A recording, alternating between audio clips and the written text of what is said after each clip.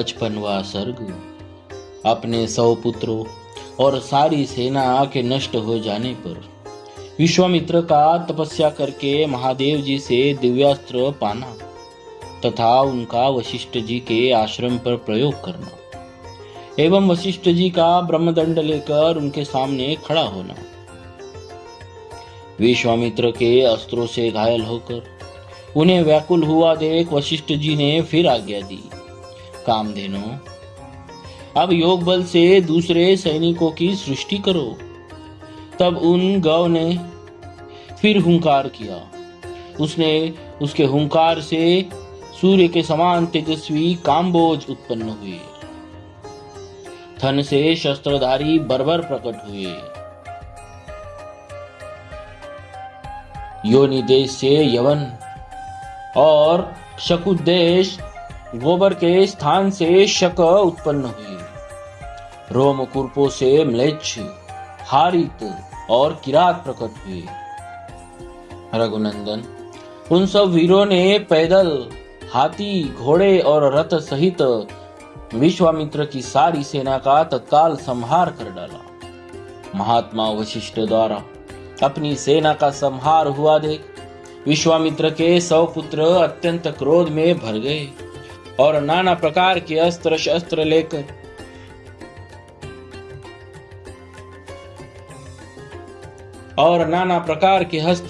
लेकर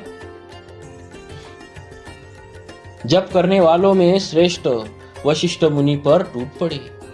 तब उन महर्षि ने हुंकार मात्र से उन सब को जलाकर भस्म कर डाला।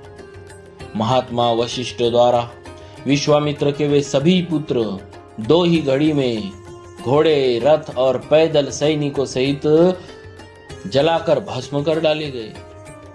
अपने समस्त पुत्रों तथा सारी सेना का विनाश हुआ देख महायशस्वी विश्वामित्र लज्जित हो बड़ी चिंता में पड़ गए। समुद्र के समान उनका सारा वेग शांत हो गया। जिसके दांत तोड़ लिए गए हो उस सर्प के समान तथा राहुग्रस्त सूर्य की भांति वे तत्काल ही निस्तेज हो गए।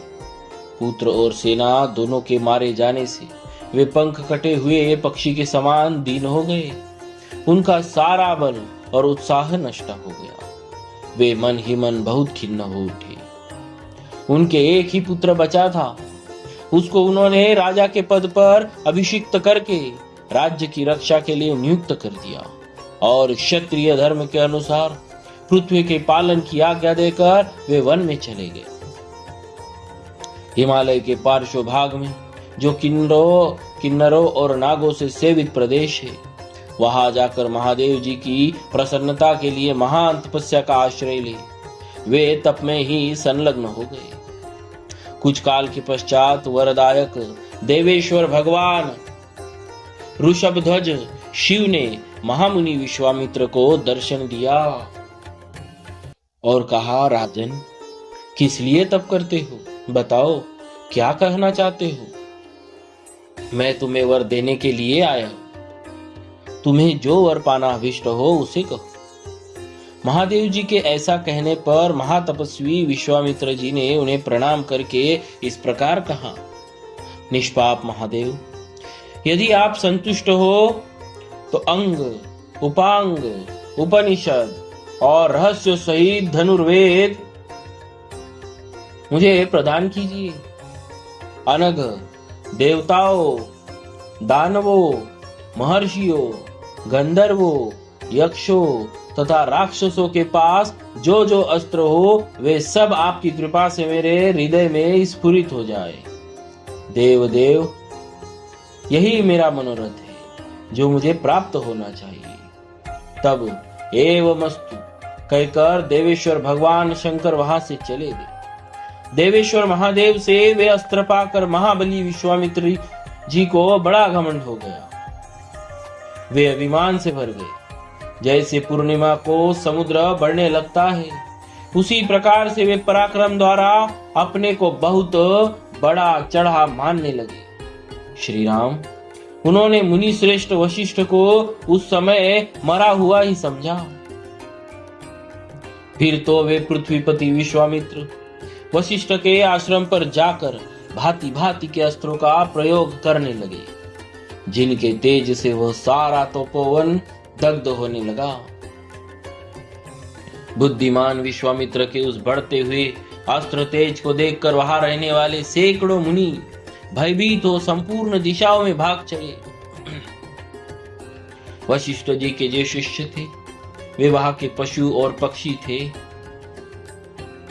वशिष्ठ जी के जो शिष्य थे जो वहां के पशु और पक्षी थे, वह सहस्त्रों प्राणी भयभीत हो नाना दिशाओं की ओर भाग गए। महात्मा वशिष्ठ का वह पूरा आश्रम सूना हो गया। दो ही घड़ी में ऊसर भूमि के समान उस स्थान पर सन्नाटा छा गया। वशिष्ठ जी बार बार कहने लगे, डरो मत, मैं अभी इस गादी पुत्र को नष्ट किए देता हूं, ठीक उसी तरह जैसे सूर्य कुहासे को मिटा देता है। जपने वालों में श्रेष्ठ महातेजस्वी वशिष्ठ ऐसा कहकर उस समय विश्वामित्र जी से रोषपूर्वक बोले, अरे तूने चीरकाल से पाले पोसे तथा हरे भरे किए हुए इस आश्रम को नष्ट कर दिया, उजाड़ डाला, इसीलिए तू दुराचारी और विवेक शून्य है और इस पाप के कारण तू कुशल से नहीं रह सकता।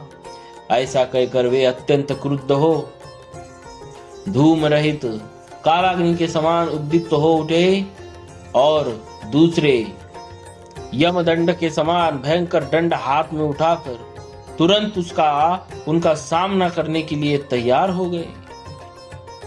इस प्रकार श्री वाल्मीकि निर्मित आर्ष रामायण आदि काव्य के बालकांड में 55वां सर्ग पूरा हुआ। बोलिए श्री सीताराम जी महाराज की जय। भक्तवत्सल भगवान